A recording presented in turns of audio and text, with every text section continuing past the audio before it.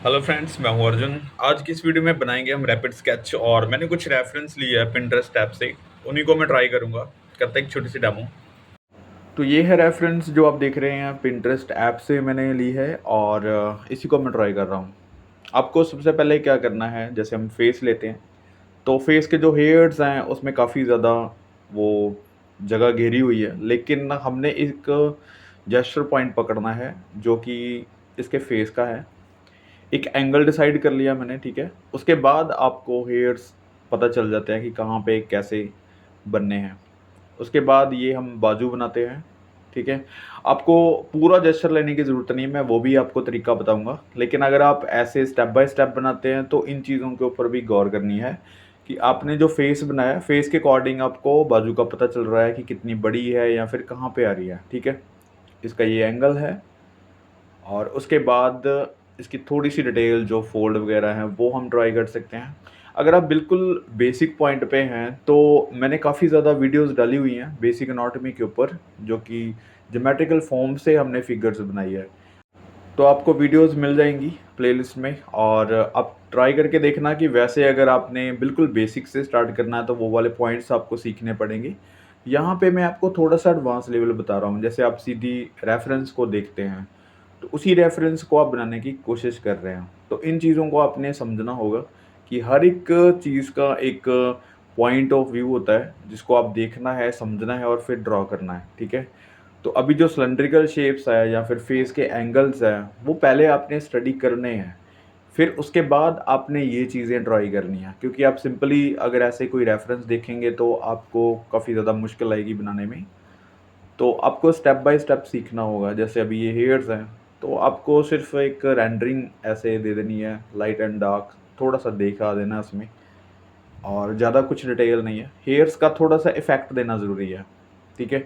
मैं आपको बिल्कुल बेसिक और एडवांस का बीच का लेवल बता रहा हूँ, क्योंकि अभी इसमें हम कोई एडवांस लेवल भी नहीं कर रहे हैं बहुत ज़्यादा और ज़्यादा बेसिक भी नहीं है, क्योंकि आपको बेसिक जो फंडामेंटल्स होते हैं, मैंने जो वीडियोज़ आपको बताई हैं अभी ज्योमेट्रिकल शेप से, वो चीज़ें करनी ज़रूरी होती है। अभी देखो यहाँ पे एंगल वाइज़ ये पॉइंट्स बनता है। आपको एक टॉर्सो वाला पॉइंट बन गया है, उसके अकॉर्डिंग आप नीचे वाला पॉइंट देख सकते हैं कि कितना बड़ा या फिर छोटा बन रहा है, ठीक है। एक मिनने-गिनने की यहाँ पे ज़रूरत नहीं है। एक सिंपल आपने विज़ुअलाइज़ करना है कि किस तरीके से कौन-सी चीज़ किससे छोटी है या फिर किस एंगल में है, ये चीज़ नोट करनी है। तो आप सिंपल अभी देखो जो बैलेंस करती हैं ये वाली लेग्स, जिसको बिल्कुल स्टैंडिंग हेड से लेके नीचे तक ये पॉइंट बनता है। तो यहाँ पे एक पैर बनता है, ठीक है। तो जिसके ऊपर मतलब पूरी बॉडी का जो वेट है, दूसरा पैर जो हवा में है उसका मतलब उस पे कोई वेट नहीं है। तो आपको उसी तरीके से देखना है। लेकिन यहाँ पे देखो पूरा कपड़े ने उसका थाई वाला पॉइंट जो है काफ़ी कवर कर लिया, ठीक है। वहाँ पे आपको पता नहीं चल रहा है कि लेग्स किस तरीके से कहाँ पे मूव कर रही है। मैं फिर भी आपको थोड़ा-सा विज़ुअल कर देता हूँ कि यहाँ पे देखो ये वाला पॉइंट यहाँ पे आता है, फिर ये बैक साइड जा रहा है। तो जॉइंट जो है लगभग यहाँ पे बन जाता है। उसके बाद ये पैर यहाँ पे शूज़ बनाते हैं उसका, ठीक है। तो आपको थोड़ा-सा समझना है कि जैसे आपकी लेग्स कई बार बड़ी हो जाती हैं या फिर छोटी हो जाती हैं, तो इनके ऊपर थोड़ा-सा गौर ये करनी है कि जो कपड़े हैं या फिर फ़ोल्ड्स हैं, वो आपका जो बेसिक पॉइंट है, जो जेस्चर है बॉडी का, उसी तरीके से फ़ोल्ड भी बनते हैं और कपड़े भी उसी तरीके से बनते हैं, ठीक है। जैसे ये वाला पॉइंट अभी यहाँ पे टच कर रहा है, लेकिन हमें पता है कि उसका जो घुटना है वो कहाँ पे आ रहा है, राइट?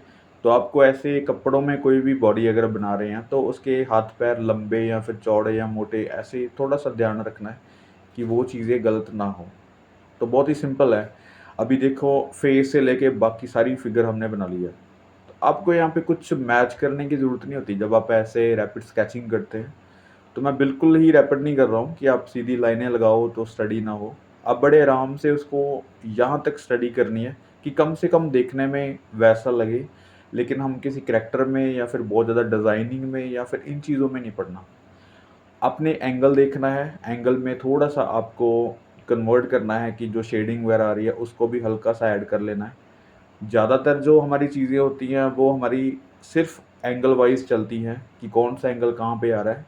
जैसे ये वाला पॉइंट हैंड है, ठीक है? हैंड से हमें पता चल रहा है बैग का जो पकड़ने वाला हैंडल है वो ऊपर की तरफ है, एक नीचे की तरफ से जा रहा है, ठीक है। तो ये हर एक चीज़ किसी ना किसी चीज़ से कनेक्ट होती है। आपको उसका कनेक्शन ढूंढना है और ड्रॉ करना है एंगल वाइज, ठीक है। तो ये बिल्कुल सिंपल सा फॉर्म है। अभी ये दूसरा देखो, मैं यहाँ पे ड्रॉ करता हूँ। एक कंपोजिशन है लेकिन हम अलग से कर रहे हैं। फेस का जो हेड है पहले उसको समझते हैं। मैं यहाँ पे बिल्कुल पूरी फॉर्म नहीं बना रहा क्योंकि उसका जो एंगल है वो दूसरी साइड जा रहा है। एक मेल फिगर है, ठीक है। तो आप इस तरीके से आप देखें, ये वाला पॉइंट टॉर्सो। अब देखो जो बैग है या फिर उसने कपड़े पहने उसको थोड़ा सा इग्नोर करते हैं। मैं आपको जेस्चर बताता हूँ किस तरीके से बन रहा है। जैसे ये वाला पॉइंट हो गया टॉर्सो, यहाँ पे हैंड होगा उसका, और ये इसने पॉकेट में डाला हुआ है, यहाँ पे हो गया। और उसके बाद ये एंगल यहाँ पे बन रहा है, उसके जो कैपरी जो पहनी हुई है उसने, ठीक है। उसके बाद ये लेग हल्की सी पीछे की तरफ आ रही है क्योंकि उसके हेड से थोड़ा सा एक साइड जा रहा है। और उस पूरी फिगर को इस तरीके से हम मैनेज कर रहे हैं, उसको बैलेंस कर रहे हैं, ठीक है। इस तरीके से ऐसे पैर। उसके बाद दूसरा पैर उसका बहुत ही थोड़ा सा दिख रहा है क्योंकि उसका एंगल चेंज है। और फिगर को बैलेंस करने के लिए आपने देखना है कि हेड कहाँ पे है और हम पैर कहाँ पे बना रहे हैं, ठीक है। आप स्ट्रेट बना रहे हैं तो मतलब एक पैर आपको दिख रहा है उसको बैलेंस करता हुआ, दूसरा हल्का सा दिख रहा है, ठीक है। अब ऊपर वाले जो पोर्शन हैं वो कैसे भी होंगे, लेकिन जब आप लेग्स बनाते हैं तो आपको देखना होगा कि ऊपर वाली बॉडी का टॉर्सो या फिर कोई हैंड्स किस तरीके से है, उसको बैलेंस किस तरीके से करना है, वो चीज़ नोट करनी है। तो बहुत ही सिंपल तरीके से आपने आउटलाइन पकड़नी है ऐसे। अभी देखो हल्का सा मैं कोई स्ट्रेट लाइन भी नहीं कर रहा हूँ, ऐसा नहीं है कि हम बिल्कुल बेसिक कर रहे हैं। मैं आपको जैसे बताया कि बेसिक एंड एडवांस का लेवल जो बीच का लेवल है ये, ठीक है। एडवांस में हम क्या करते हैं, लाइनों को कर्व करते हैं, ऐसे कोई जेस्चर वगैरह ऐसे ही फॉर्म्स नहीं लेते, हम डायरेक्टली जो दिख रहा है उसको कॉपी करने की कोशिश कर रहे होते हैं। यहाँ पे हम सिर्फ लाइनें लगा रहे हैं, कोई शेडिंग नहीं है इसमें, कोई ज़्यादा इसमें फोल्ड वगैरह नहीं दे रहे हूँ, सिर्फ ही सिंपल एक स्केच है। अगर आप रैपिड स्केच बहुत ही ज़्यादा रफ करेंगे तो उसमें भी कम स्टडी होती है, उनको करना ज़रूरी नहीं होता। अगर आपने एक सिंपल वे देखना है स्केचिंग का करनी है तो आपको एक फिगर तो ज़रूर बनानी है लेकिन उसमें कम काम करना है। ऐसा नहीं है कि उसको रफ बनाना है, कुछ ड्राइंग्स गलतियाँ करनी है। गलतियाँ होती हैं हर किसी में, और आपसे भी बहुत सारी गलतियाँ होंगी, मैं भी कोई कॉपी नहीं कर रहा हूँ यहाँ पे। तो हम एक सिंपल स्केच कर रहे हैं, और जितनी आप प्रैक्टिस कर रहे हैं इसकी उतना ही ज़्यादा आपकी लाइनिंग जो है शार्प होती है। आपको किसी शेडिंग की ज़रूरत नहीं है, कोई लाइट एंड टोन शेडिंग इसकी ज़रूरत नहीं है।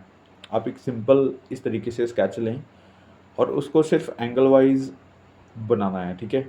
अब ये देखो काफ़ी ज़्यादा डिज़ाइनिंग है वहाँ पे, पॉकेट वगैरह, तो हमने इसको कुछ नहीं किया, हल्का सा शेड कर दिया सिर्फ एक वैल्यू दिखाने के लिए, बैग रेडी कर दिया, ठीक है। तो यहाँ पे ये होल्डिंग और ये वाले कुछ फोल्ड्स हैं, ऐसे लाइनें दे सकते हैं। अब ये हेयर्स हैं, अभी हमें पता है बेसिक कि हेड जो उसका है वो किस साइड है, ठीक है। फेस का जो एंगल है वो किस साइड चला गया। अभी हम हेयर्स को कॉपी कर रहे हैं। आपके पास जो बेसिक फॉर्म है, जो सर्कल लेते हैं या फिर कोई ज्योमेट्रिकल फॉर्म लेते हैं या फिर एक स्टिक फिगर बनाते हैं, वहाँ से आपको पता चल जाता है कि हमारी फिगर कितनी लंबी चौड़ी या फिर किस साइड जा रही है, बैलेंस कैसे कर रही है। तो उन चीज़ों को माइंड में रखना ज़रूरी है। मैं सिर्फ एक रेफरेंस को नहीं देख रहा हूँ, मेरे साथ जो माइंड में जो चीज़ें चल रही हैं वो एक स्टिक फिगर भी है, एक ज्योमेट्रिकल फॉर्म भी है, लाइट एंड शेड्स भी चल रहे हैं, मतलब सारी चीज़ें साथ में चल रही हैं। उसको धीरे धीरे मैं कम करने की कोशिश कर रहा हूँ, जैसे हम ज़्यादा डिटेल नहीं कर रहे, ज़्यादा शेड नहीं कर रहे, मैं सिर्फ एक लाइनें लगा के कोशिश कर रहा हूँ करने की। तो कोशिश करो कि जो रैपिड स्केच आप बिल्कुल रफ कर रहे हैं उससे निकल के थोड़ा सा ऐसे कंप्लीट करने की कोशिश करें ताकि आपको समझ में आए। तो रेडी है स्केच। अभी हम करते हैं ये सिटिंग फिगर, क्योंकि ये स्टैंडिंग फिगर होगी तो ये बैठे हुए हैं। लेकिन इसमें भी देखो बहुत ही सिंपल सा पोज है, लेकिन इसने जो बेस है और अपना हैंड है उसको बैलेंस किया हुआ है, ठीक है। अभी हम करैक्टर की बात करते हैं, तो करैक्टर बनाना ज़रूरी नहीं है, जो बहुत ही छोटा सा फेस है। तो ये देखो अभी हमने एंगल ले लिया। फेस को एंगल देना इसलिए ज़रूरी होता है क्योंकि आपने बाकी की फिगर भी बनानी है। तो फिगर्स को ड्रॉ करने के लिए फेस का जो एंगल है वो काफ़ी मायने रखता है। अगर हम किसी भी साइड करेंगे तो टॉर्सो भी घूमेगा, ठीक है। ऐसा तो नहीं है कि सिर्फ हम गर्दन घुमा रहे हैं, आपकी मूवमेंट जो है हल्की सी शोल्डर तक जाती है, टॉर्सो तक जाती है। यानी कि जो भी एंगल्स आप बनाएंगे तो आपकी पूरी बॉडी उसी तरीके से मूव करती है। जैसे ये यहाँ पे अगर हैंड इसने रखा हुआ है तो ये शोल्डर हल्का सा ऊपर की तरफ गया, दूसरा शोल्डर रिलैक्स है। तो अभी देखो, पहले मैं जेस्चर बता देता हूँ आपको। जैसे आपको कंप्लीट नहीं करना साथ की साथ, अब धीरे धीरे उसको कंप्लीट करना है, लेकिन मैं कोई शेडिंग नहीं कर रहा हूँ। अपनी रफ लाइनों से देख रहे हैं कि कौन सी चीज़ कहाँ पे स्टेबल है, कैसे इसकी ड्राइंग बन रही है, ठीक है। उसको कंप्लीट बाद में कर सकते हैं, उसकी शेडिंग बाद में आती है, डिटेलिंग बाद में आती है, जैसे मैं हर एक वीडियो में बताता हूँ। और सबसे पहले ये ज़रूरी है कि आपको एक वे लेना ज़रूरी है, एक रास्ता पकड़ना ज़रूरी है कि हम जो चीज़ बना रहे हैं उसको प्रोसेस क्या है, उसको वो चीज़ समझनी है, ठीक है। अभी देखो, जो हैंड है इसका यहाँ से स्टार्ट होता है, आपको फेस से पता चल रहा है कि एंगल कौन सा बनेगा।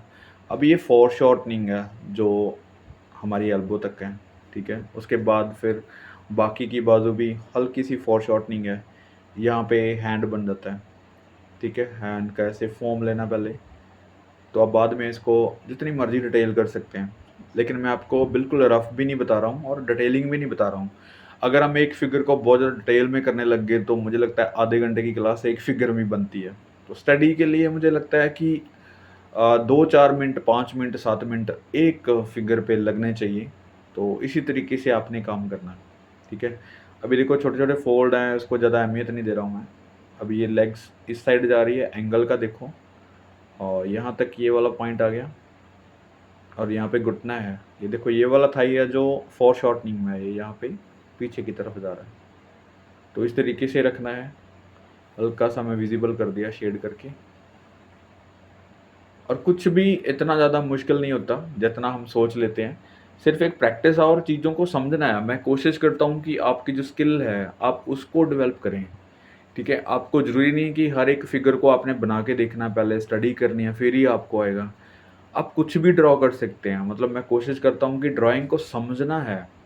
अगर आपको समझ आ जाती है ड्राइंग के बारे में, कुछ फंडामेंटल्स आपके क्लियर हो जाते हैं, तो आप किसी भी चीज़ को बना सकते हैं। ज़रूरी नहीं है कि ये एक फिगर है इसको हम देख रहे हैं। ड्राइंग के जो फंडामेंटल्स होते हैं, ज्योमेट्रिकल फॉर्म्स होती हैं, ठीक है, स्टिक फिगर्स होते हैं, या फिर एक एंगल्स को डिसाइड करने की जो हमने काफ़ी बारी सिलेबस में किया है, वो चीज़ें समझ आने के बाद आप कुछ भी ड्रॉ कर सकते हैं। यहाँ पे स्टिल लाइफ भी हो सकती है, कोई लैंडस्केप हो सकता है, और कुछ भी, एनीथिंग, ठीक है।